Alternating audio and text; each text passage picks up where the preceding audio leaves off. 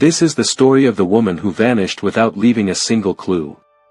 On October 5, 1910, a date that would become etched in the history of American criminal investigation, a 25-year-old woman from one of New York's most prominent families simply ceased to exist, leaving behind no body, no ransom note, no clues, and no credible witnesses.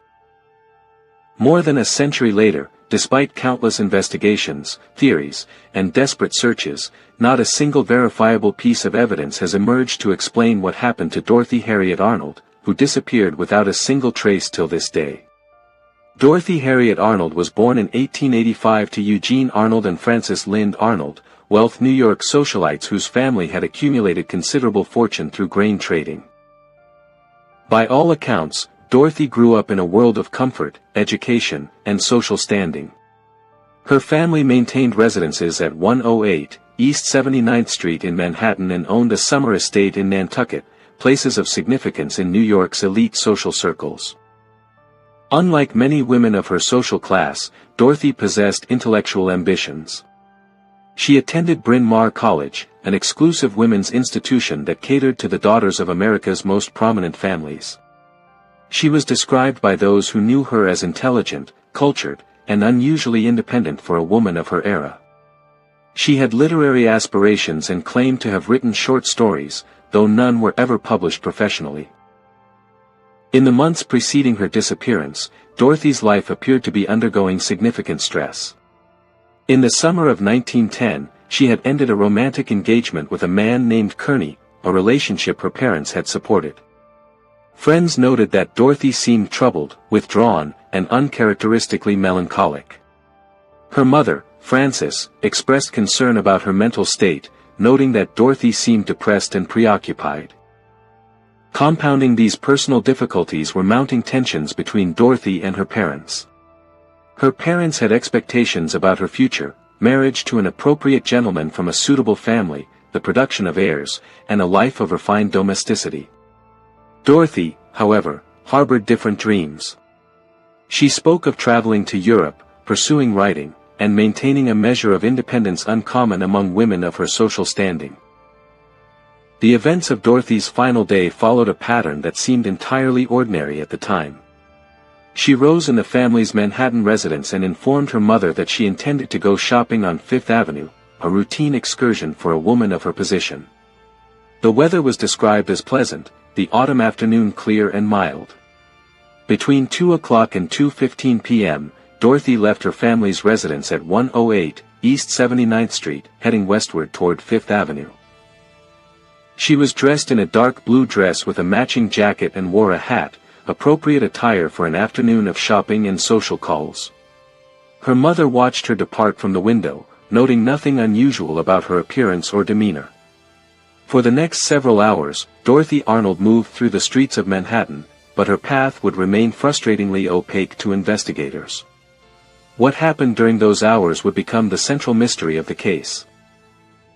A woman matching Dorothy's description was observed in several locations on Fifth Avenue between 2 o'clock and 4 p.m., though none of these sightings could be conclusively verified. One witness claimed to have seen a woman of her description purchasing a hat at Altman's department store around 2:45 p.m.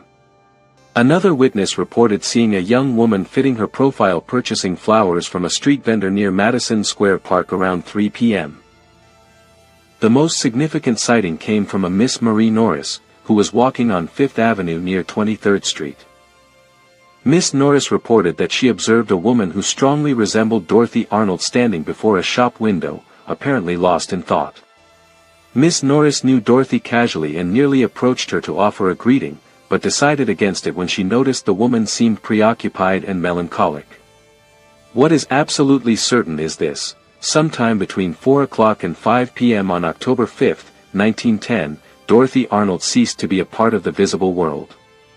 She did not return home for dinner. She did not send word to her parents. She simply vanished.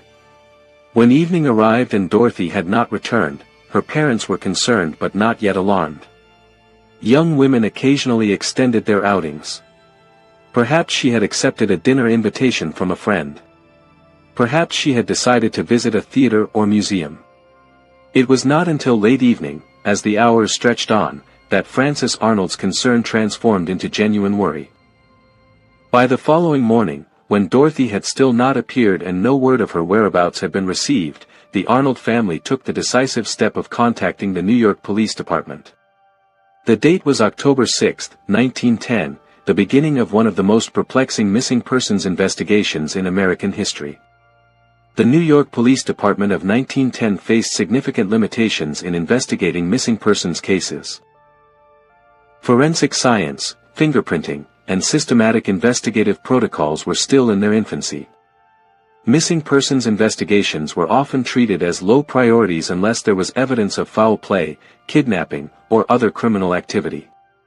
However, the Arnold case received immediate attention due to the prominence and resources of Dorothy's family. Her father, Eugene Arnold, immediately engaged private detectives and began offering rewards for information.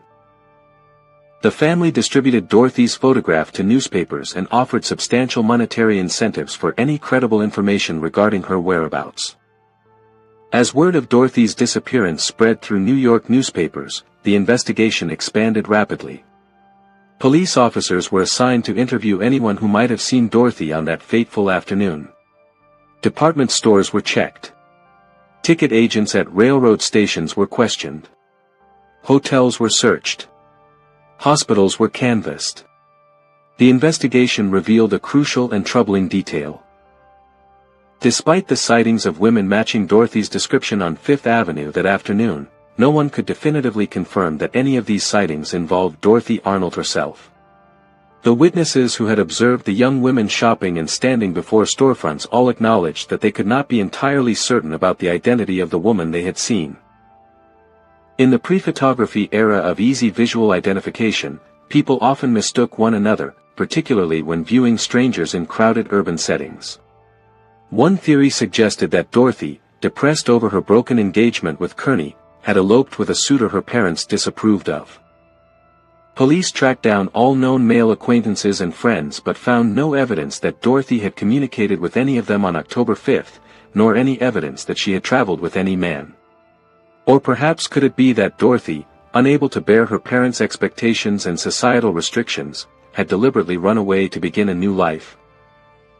Yet this theory was undermined by the absence of any attempt on her part to access her money, any communication with friends, or any verifiable sighting of her in any location under an assumed identity. Still, on the other hand, the most sinister possibility was that Dorothy had been forcibly abducted, likely by a person unknown to her, for purposes of ransom or worse. The Arnold family received no ransom demands, and despite police vigilance, no body was found. Or was it a case of suicide, as the police quietly investigated the possibility that Dorothy, in a state of depression, had taken her own life? However, despite extensive searching of the East River, Central Park, and other locations where a despondent person might seek to end her life, no body or remains were ever discovered. By December 1910, the official investigation had reached an impasse. Despite massive expenditure of police resources, extensive press coverage, and private detective work, not a single substantial clue had emerged. No ransom note was received. No body was discovered. No credible sightings of Dorothy were reported after early October. It was as though she had been erased from existence. Despite leaving no solved answers, the Dorothy Arnold case profoundly influenced the development of missing persons investigation in America. The case of Dorothy Arnold remains, more than a century later, one of American history's most complete mysteries, a disappearance that violated no clear laws, left no clear evidence, and generated no clear resolution. In our contemporary age of ubiquitous surveillance, digital records, and forensic science, we might assume that such mysteries are things of the past. Yet the Dorothy Arnold case reminds us that human beings are capable of vanishing, that circumstances can align in ways that defy explanation, and that some questions about human fate may simply remain forever unanswered. The mystery endures. The questions persist. And Dorothy Harriet Arnold remains, forever, the woman who vanished without leaving a single clue. If this story intrigued you, hit the like button and subscribe to the archives for more.